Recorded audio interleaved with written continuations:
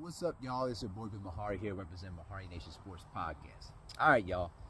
I don't do a lot of football videos here on this channel, but I'm going to do one right here because this one right here has been one of the hot topics thus far early into the football season. Thursday night, when I was watching the Bills versus the Dolphins, Tua Tagovailoa suffered another concussion.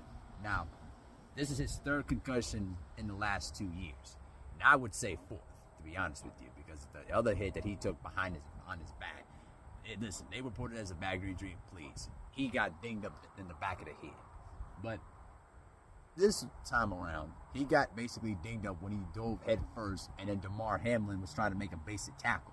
It wasn't a dirty hit or nothing like that. But it's been a lot of, publications that I've been looking at, a lot of, videos I've been watching, forcing for him to retire because this is his third concussion reportedly over the last 2 years. And there have been a lot of concerns about, his long-term health, considering the fact that, concussions are nothing to mess around with because it's basically you're getting dinged up in the head multiple times, and you don't know how much damage that your brain can take from these head hits. So, as I'm thinking about this whole situation, it reminded me so much about, Junior Seau. Y'all know who Junior Seau is, the great, linebacker for the San Diego Chargers. And in rewatching that old ESPN 30 for 30 documentary, the injuries he suffered were all related to the football field. All the injuries that he compiled up dating back to high school. And literally, it all piled up during his NFL career and affected him as he retired from the game.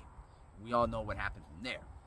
So, as I'm thinking about this whole situation, there have been a lot of people, including, a lot of former NFL players that are pretty much forcing him to retire because, these concussions are nothing to mess around with, especially throughout the research of what CTE is and basically how these concussive hits, in the long term, they continue to pile up and could cause irreversible damage to your brain neurologically.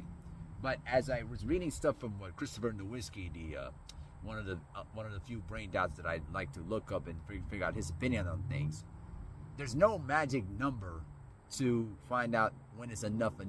It just depends on how, the Dolphins, how Tua treats the situation and how they manage it, to make sure these hits don't happen again. But my issue with the Dolphins here is that you already went through this experience twice with this kid, and now he suffered 3 concussions. I'm gonna say 4 because the back injury nonsense is BS. It was a concussion, but let me just say it: 4 concussions over the last 2 years. And why is it that you haven't figured out a way to protect this kid from himself? I mean, I listen.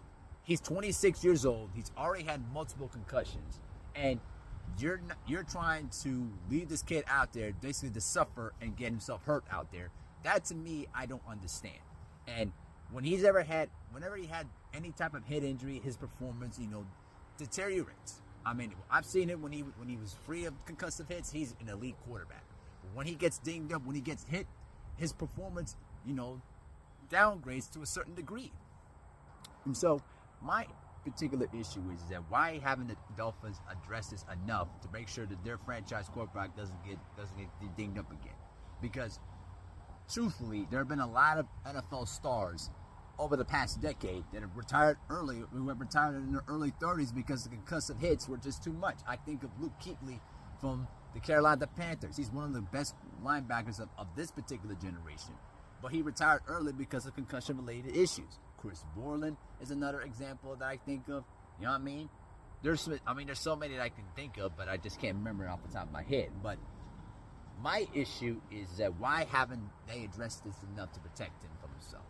And so I put that a lot on the feed of the Miami Dolphins organization.